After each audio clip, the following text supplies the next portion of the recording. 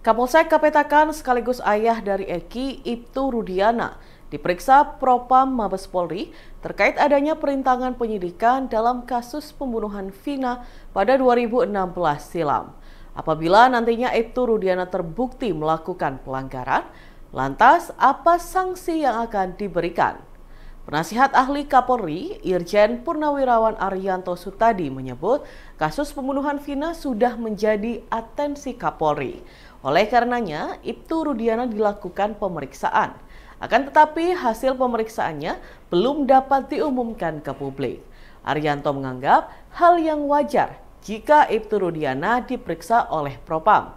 Pasalnya dirinya ikut dalam proses penangkapan para pelaku kasus Vina. Terlebih, kini muncul dugaan Ibtu Rudiana melakukan rekayasa pada proses hukum kasus pembunuhan Vina dan anaknya tersebut. Ketua Indonesia Police Watch atau IPW, Sugeng Teguh Santoso pun mengungkap sanksi yang diterima Ibtu Rudi jika terbukti bersalah. Sugeng mengatakan ada dua sanksi yang pasti diterima oleh Ibtu Rudiana, yaitu sanksi etik dan pidana. Tanda keretakan internal Israel di tengah perang Gaza-Palestina kian jelas. Perdana Menteri Israel Benjamin Netanyahu dengan militer IDF bersitegang karena keputusan jeda perang harian di Gaza. Baru-baru ini Netanyahu malah membuat keputusan mengejutkan terkait nasib kabinet perang yang selama ini mengatur pertempuran. Time of Israel melaporkan Netanyahu resmi membubarkan kabinet perang Israel pada Senin 17 Juni. Netanyahu telah memberitahu para menterinya terkait pembubaran ini. Setelah dibubarkannya kabinet perang, Netanyahu dan menteri lain nantinya akan rapat terbatas guna membahas pertempuran di Gaza. Hal ini menyusul anggota kabinet Benny Gantz dan Gadi Eisenkot yang belum lama ini menyatakan mundur. Mereka menuduh Netanyahu tidak memiliki strategi yang efektif di Gaza. Keretakan lain juga terlihat di saat militer IDF membuat keputusan tanpa sepengetahuan Netanyahu dan kabinet perang. Militer IDF mengumumkan akan menerapkan jeda perang harian di Rafah untuk pengiriman bantuan kemanusiaan ke Gaza. Netanyahu bahkan mengkritik rencana tersebut.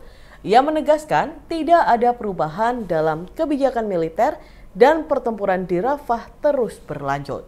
Sebelumnya pada Minggu 16 Juni 2024, IDF mengumumkan jeda pertempuran harian mulai pukul 8 pagi hingga jam 7 malam waktu setempat.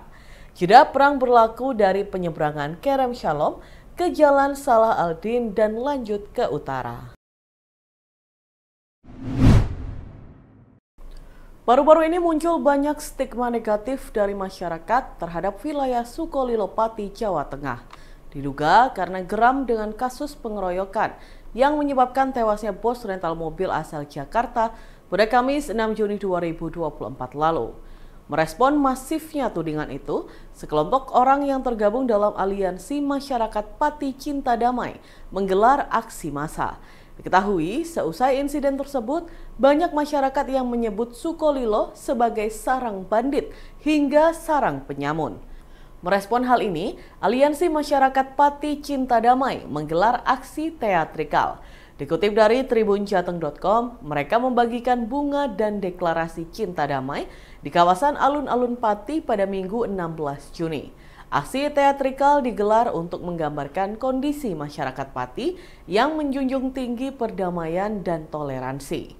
Koordinator aksi, Aris Heru Prasetyo, tidak menampik Pati dirundung warganet seusai pengeroyokan itu.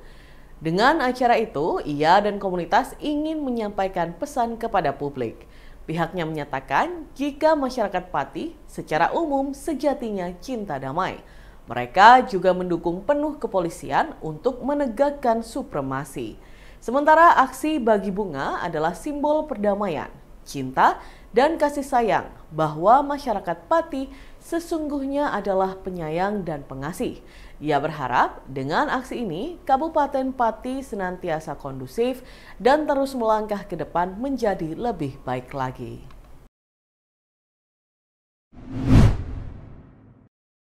Keceriaan para bocah mewarnai suasana pagi Hari Raya Idul Adha atau Lebaran Kurban di Jalan Pahlawan, Dusun Manggisan, Desa Kecamatan Burneh, Kabupaten Bangkalan pada Senin 17 Juni 2024. 2 ekor kambing diarak para bocah untuk diserahkan ke panitia penyembelihan hewan kurban di Masjid Al-Huda Muhammadiyah Cabang Burneh. 1 dari 2 ekor kambing itu adalah milik Mirza Ukail Arfia, 8 tahun, siswa SD Kemayoran 1 Bangkalan. Untuk membeli seekor kambing, Mirza memecah kaleng celengannya beberapa hari menjelang Lebaran Kurban. Saat pecah celengan, anak bungsu dari 2 bersaudara ini sempat menampakkan wajah kusut. Pasalnya, uang kertas yang ia bongkar dari dalam celengan mulai pecahan 1.000 hingga 100.000 rupiah hanya terkumpul sebanyak 2.237.000 rupiah saja. Sementara harga seekor kambing yang hendak dibelinya mencapai 3 juta rupiah. Akhirnya kambing pun tetap terbeli dengan bantuan sumbangan dari paman Mirza. Ayah Mirza, Abdul Rahim, menjelaskan putra bungsunya memang menabung sejak 1 tahun lalu dengan menyisihkan sisa uang saku sekolah sebesar 10.000 rupiah. Bahkan Mirza disebutnya mengurangi porsi jajan di sekolah. Terkadang sisa 5.000 rupiah, 3.000 rupiah ataupun 2.000 rupiah saja dimasukkan ke dalam celengan. Sedangkan tabungan pecahan 50.000 dan 100.000 rupiah itu didapat Mirza dari keluarga besarnya saat momen Idul Fitri lalu. Ketua Panitia Penyembelihan Kurban di Masjid Al-Huda Muhammadiyah Cabang Burneh, Zainal Ahmad, mengungkapkan antusiasme masyarakat untuk berkurban pada tahun ini lebih meningkat daripada tahun sebelumnya. Ada tambahan 3 ekor sapi sehingga total ada 26 ekor sapi ditambah 13 ekor kambing. Sebelumnya, tim pemantau hewan kurban Dinas Peternakan Kabupaten Bangkalan telah mendatangi masjid tersebut untuk melakukan serangkaian pemeriksaan terhadap puluhan hewan kurban. Mulai pemeriksaan antemortem, yakni pemeriksaan kesehatan hewan sebelum disembelih, hingga pemeriksaan postmortem untuk memastikan kondisi karkas jeroan hingga daging hewan kurban layak disalurkan dan dikonsumsi sesuai syariah. Dan Tribuners, berikut kita simak bersama wawancara dengan Mirza Ukail Arfia, 8 tahun, dan ayah Mirza Abdul Rahim. Saya berkurban untuk membeli kambing. Terus hasil Saya nabung menabung selama 1 tahun. Saya juga terus yang dari Idul Fitri nabung. nabung. Oh, yang dikasih orang itu ditabung buat berkorban. Ya, Kambingnya harga seberapa? 3 juta. 3 juta. Tadi diarak ya sama teman-temannya ya? Hah? Ya, Dari tabungan itu dia mendapatkan uang 2.250.000. Akhirnya dia minta ke omnya, "Om, kambingku kurang om." Gitu. Akhirnya omnya ngasih nyumbang 500.000, ini tak kasih. Gitu. Nah, sisanya itu dibantu oleh mamanya untuk membeli kambing dengan harga 3 juta. Dan kemarin dia sendiri yang membayarkan kepada orangnya di Desa Bancara. Dari uang sakunya yang kami berikan tiap harinya itu 10.000. Kadang-kadang sisa 5.000, kadang-kadang 2.000, 3.000, dia dimasukkan celengan. Dia niatnya kemarin itu dia mau berkorban tahun ini. Makanya dia semangat untuk menabung dan tidak jajan, uang jajan yang dimasukkan celengan. Dan Lebaran tahun yang kemarin itu Idul Fitri, dia akan dikasih orang, dikasih sepupu-sepupunya 5.000, 10.000, 2.000, bahkan ada yang 50, ada yang 100, itu dimasukkan semua untuk menabung demi dia berkorban. Wisata Monumen Simpang 5 Gumul atau SLG di Kediri, Jawa Timur ramai dibanjiri pengunjung saat libur Idul Adha 1445 Hijriah tahun ini.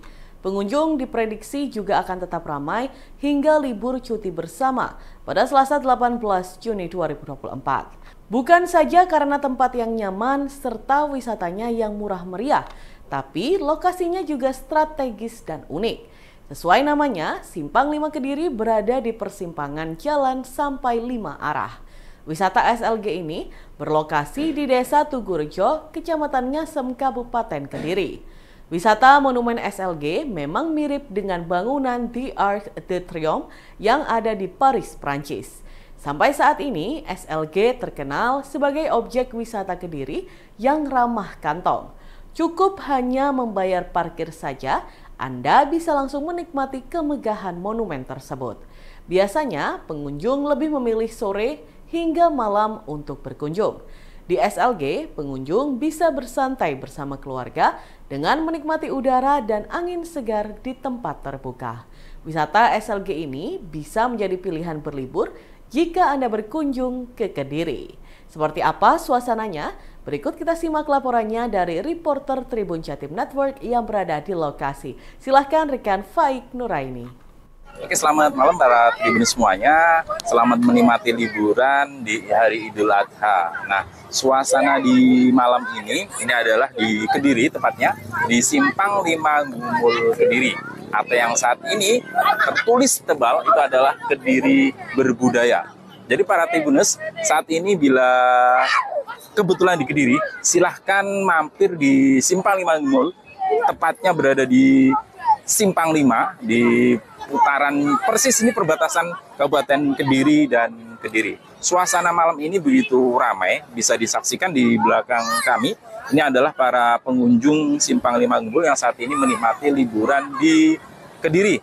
Ya, ini adalah salah satu ikonik di Kediri yang hampir setiap liburan seperti malam ini selalu dipenuhi pengunjung. Cuman saya sarankan bagi yang kebetulan kedapatan parkir di dalam itu lebih baik ketimbang parkir di luar. Kalau parkir di dalam untuk mobil itu hanya 5.000, tapi kalau parkir di luaran itu harus lebih mahal sedikit, 10.000. Jadi ini harus menjadi catatan kita. Nah, sementara suasana hingga malam ini suasana terus ramai dan pengunjung betah berada di area publik seperti ini.